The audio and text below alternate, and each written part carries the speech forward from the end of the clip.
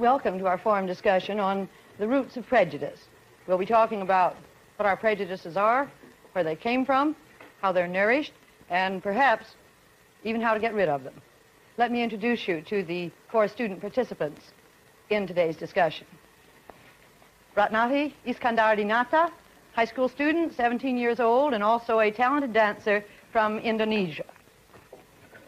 From Japan, Yoriko Konishi, whose lovely voice you've just heard. From time to time, we like you to get a sense of what we do in all those times when we aren't having serious discussions. We very often get Yoriko to dance or sing for us. She does both. From the United Kingdom, 18-year-old Judith Reader. Judith's got a bit of a cold today. It did not come from swimming in the Atlantic Ocean, although she assures us that when she's in England, she does swim in the ocean during the winter. From the Philippines, Raul Contreras. Raul will be 16 years old, patriotically enough, on the 4th of July. He may admit some prejudices, but one he obviously doesn't have is a prejudice against women, or he wouldn't have been willing to appear tonight with 3 women being the only male on the program. Now, on this question of prejudice, perhaps we ought to start out by trying to define what you think prejudices are. What do you think prejudice is, Ratnati?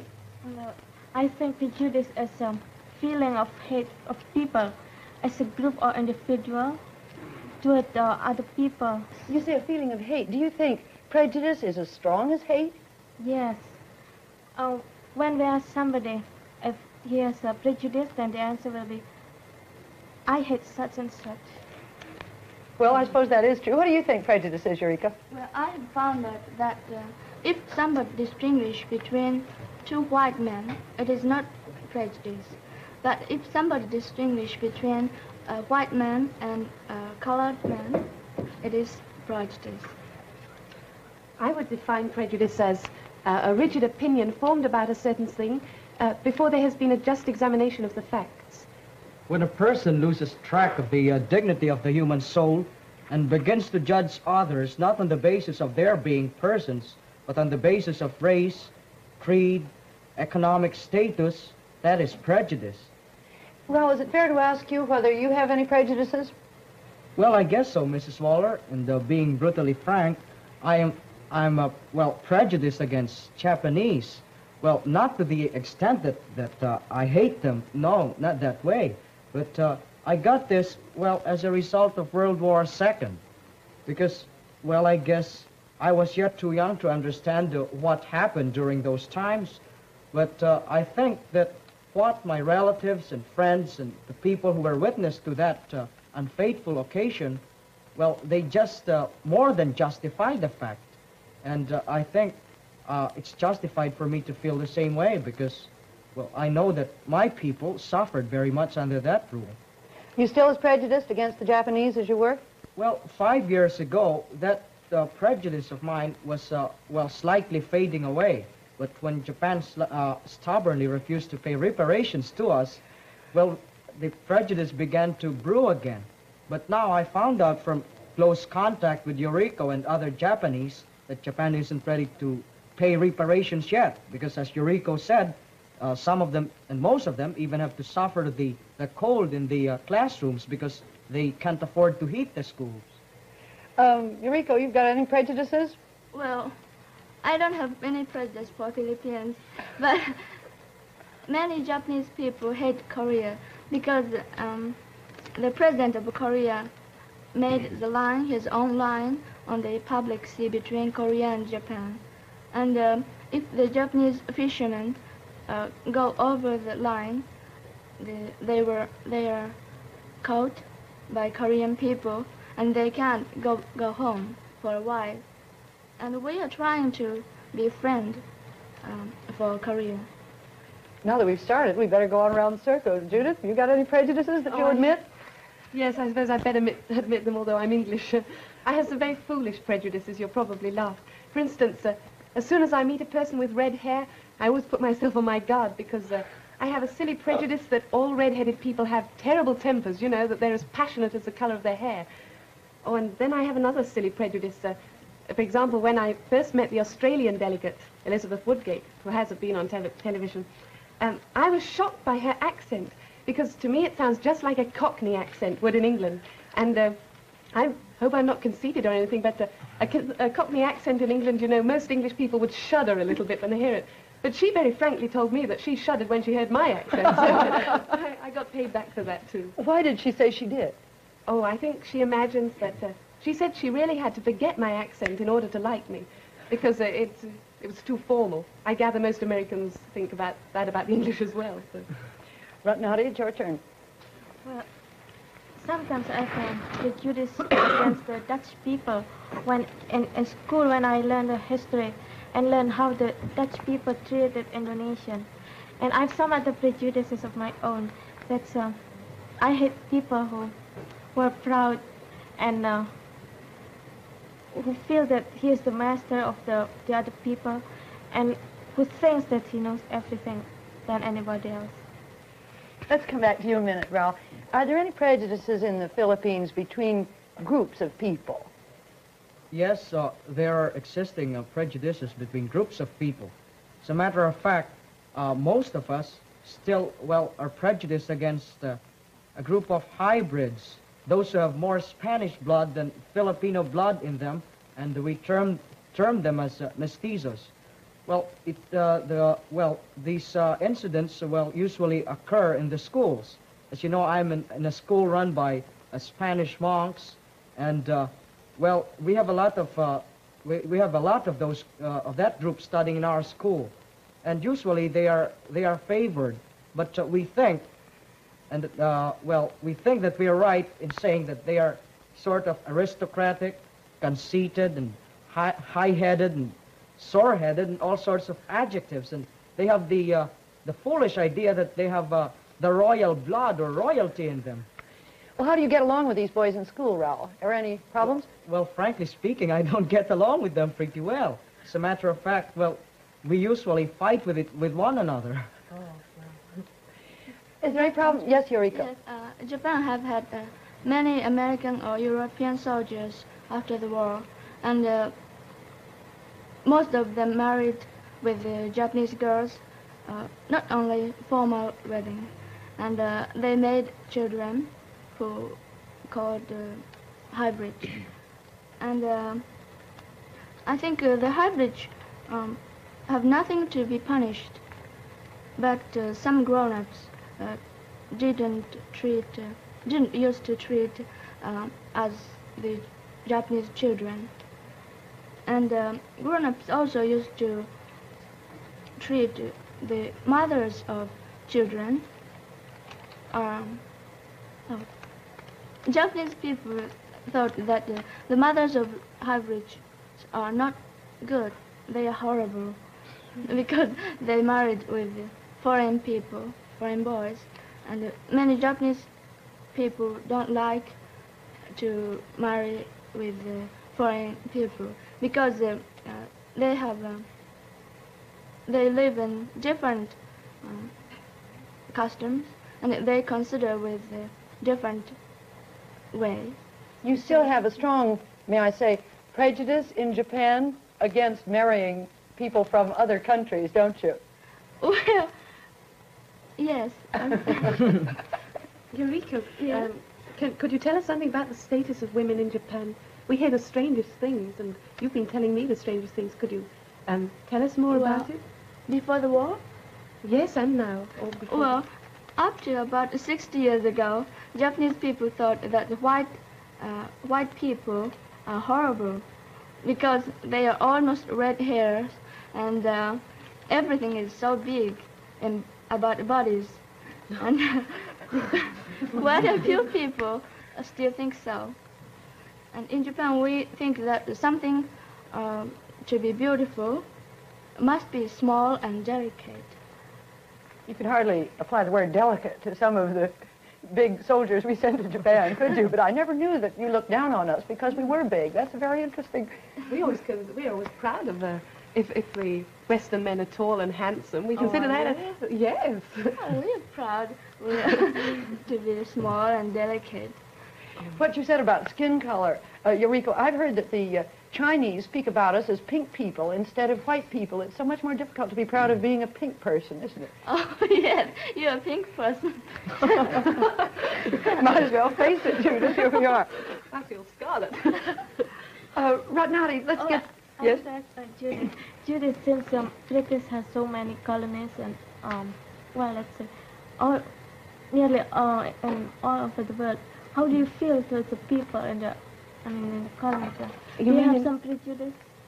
No, I personally don't have any prejudice. At least I hope I don't. But I know that a lot of Europeans think of the Asians, for example, as rather lazy.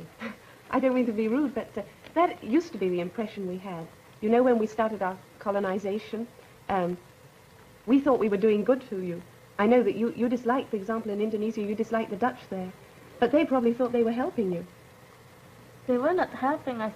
See, you mentioned that we're lazy. We are not exactly lazy, but they didn't give us a chance, and we didn't get experiments to build our country.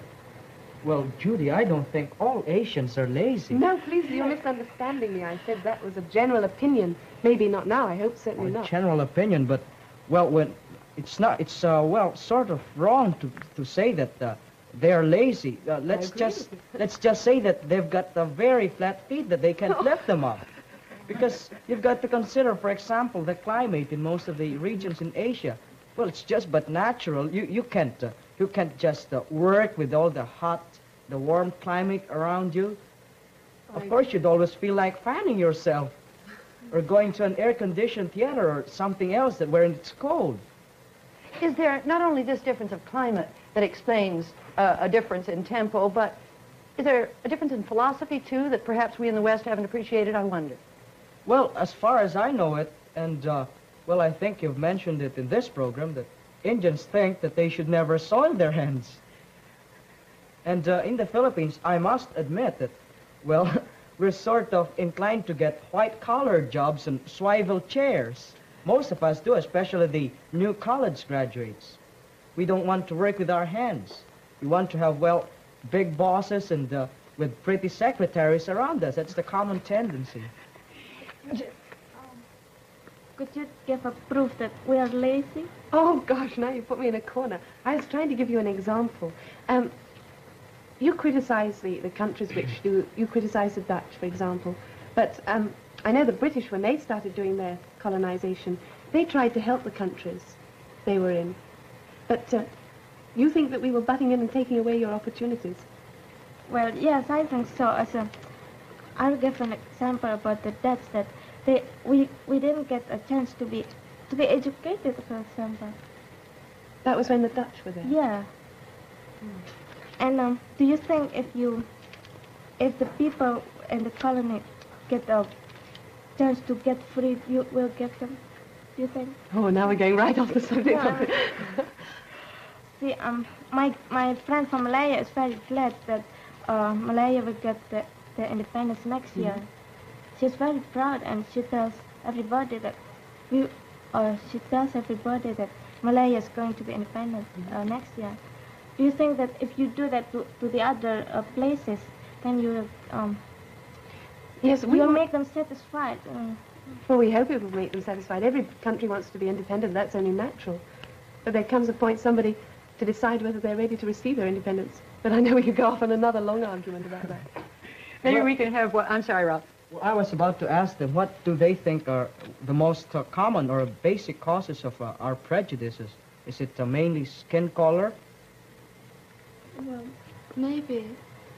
Do you mean, for example, taking the American trouble in the South? I guess taking the American side of it, it's just that the white people don't want to mix themselves up with the colored ones. But what about the colored people? Perhaps they don't want to mix with the white people either. Well, what about, since you brought up the American race problem, I'd like to ask you, is it as bad as you thought it was going to be before you came, or is it better or worse? Well, I think it's what I've seen here and what I've heard while I am here and what I have read in the newspapers, it's just worse than I expected. Don't you agree, Judith? No, I don't agree. In England, we don't hear too much about the American problem, except, of course, when a certain case came up, and the Supreme Court decision, we heard a lot about it then, but not too much. And when I came here, I had imagined from the Tiller case that things would be really terrible in the South. And I found that there's a real feeling of optimism here. I stayed in a Negro family, and I was able to see the position, really a bird's eye view of it, you might say. And the first thing that impressed me was that the Negroes themselves were not happy about the situation, but were pleased. They were grateful for what progress had been made, and they were sure that the situation would continue to improve. Is that the 2 weeks you were in New Jersey that yes, you stayed in a right. Negro family? When I was in a Negro family. I know that was in the northern part, and conditions are better there. And I was very impressed with that. They said it would be a slow process, but things were gradually improving. It was a matter of breaking down tradition, and I was very happy to find that. I'd like to know some of your other experiences with, yes, Yoriko. I've never seen any evidences of racial prejudice in the United States, but I found out that most Negroes are laborers, and they don't have a high position on business. But I was very glad when I saw the Negro girl in South Orange in Columbia High School, who was the vice president of the student council. I'm glad you did too. Yes, Ratnati. Here in New York and New Jersey, I don't see any racial segregation or something like that. But when we stop in Williamsburg and we stop in Negro school, I saw it's very strictly. I mean, the Negro school go to the special Negro, and I was talking to some of the girls in the school, and I asked them how they feel about being segregated. But they said that they don't mind about that, and what they want is equal rights. And there are some places that they can go, such as restaurant or some clubs. And I think that since all Americans claim and emphasize that America is the most democratic country in the world, and as long as segregation exists, I don't think it's a democratic. I mean, pure democratic. Well, adding something to that, isn't it that, well, in the Pledge of Allegiance to the American flag, you mentioned something about, I pledge allegiance to the flag of the United States of America and to the republic for which it stands, one nation indivisible under God, with liberty and justice for all. Well, the last phrase just doesn't suit everything. I mean, with this segregation problem here and the discrimination against colored people, how in the world could you have liberty and justice for all? And in one of my hospitality periods, I didn't expect that even the kids could carry it that far. I had the, privilege, I should say, of attending one of the dances sponsored by one of the civic groups. And I just noticed that, well, it was a big dance floor, and all the white kids were assembled on the left side, and the most, shall we say, not strategic part of the ballroom, well, all the colored boys and girls were in there. And I never saw a white boy asking a colored girl for a dance, nor did I see a colored boy asking a white girl for a dance. I had a nasty experience too. When I first arrived here, and I happened to mention to a group of young people that I was going to stay with a Negro family, one of the boys got up and walked out of the room. And I felt awful. I thought, well, we're in the north now, not in the south. And then when we did go into the south, I really came against it pretty hard. We went into this big store, and I was in the ladies' cloakroom, and I was washing my hands, and I was with a group of the eastern delegates, the rather darker-skinned ones like Ratnati. And I was standing a little apart from them, and this lady came up to me, and she pulled me to one side, obviously assuming that I was American, and she said, what are these Negroes doing in here? And I was so cross, and I told her as calmly as I could that I was with them and who we were, and of course her attitude immediately changed. But it gives you such a nasty shock when you come up against it face to face. You read about it in the newspapers, you hear about it, but you don't really realize the significance of it until it hits you in the face yourself. I think the major cause of the prejudice is skin colors, and I think I don't know why, but I think the white people think that colored people have dirty skin, and they don't have progressive culture. So, so the white people are the most great and wonderful person in the world. I think so. On this matter of skin color, if you were here in the summer, you'd see lots of Americans on all the beaches trying to get brown. It's significant. I wonder what that really means. I think we white women have an inferiority complex. The Eastern women and the Negro women have a sort of reputation for being so beautiful. We're a little jealous of them. I guess you just envy us colored people. Yeah, I guess so. Well, is there anything corresponding to that in... Well, I think so, Mrs. Waller, because in the Philippines, it's just funny. There's a common tendency among women. Well, those who have a dark complexion, I should say, or just a tanned one, or just a brown complexion. Well, especially these high society matrons. Well, even if they've got already wrinkles on their face, they still want to bleach their skin. Suppose you meet one right now and you say, "Oh, good morning," and you see that she's just tanned and brown.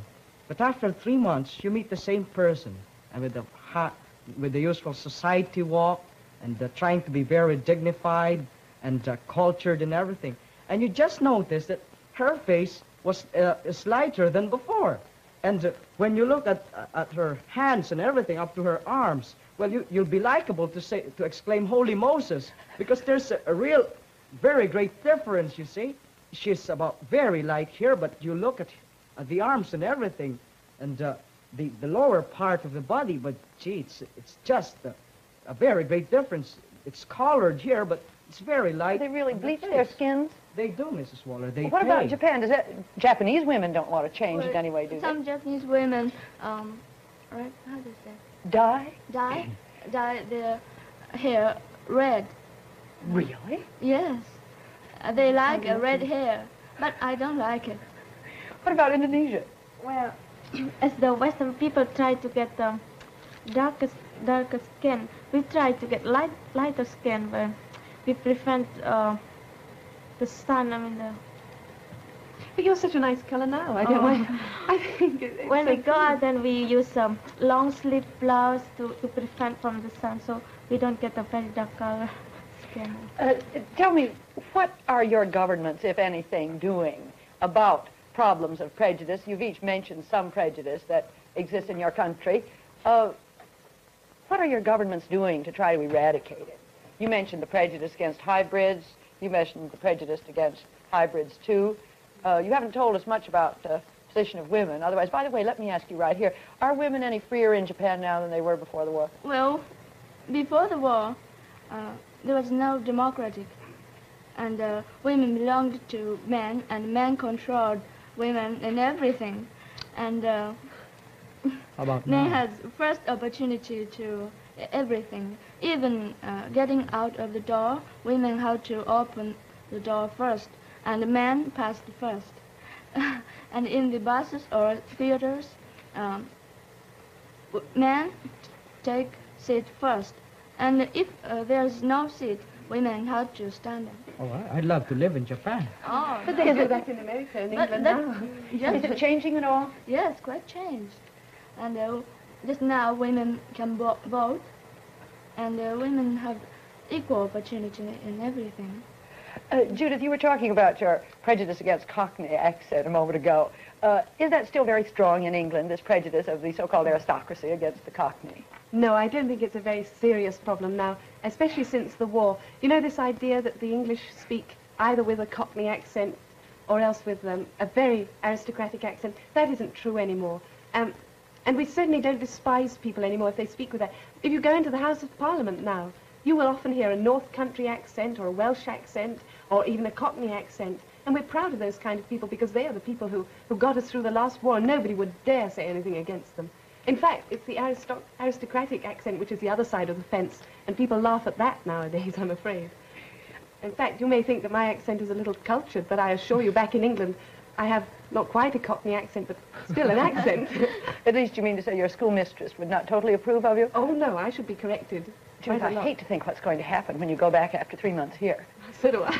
You'll write me about that, won't you? Yes, I wanted to certainly. have time to ask you what you thought individuals could do in terms of eradicating prejudice. But our time's almost up. Anybody got a quick answer? Well, I guess we should carefully examine the individual first before passing any judgment on him. And if we ever pass a judgment, we should be just with it. That's a good note to end on. Thank you, Ratnati, Yoriko, Judith, and Raul. Next week, we're going to continue on this subject of prejudice with 4 delegates from Africa, 1 white and 3 colored. The delegates from the Union of South Africa, Gold Coast, Ethiopia, and Nigeria.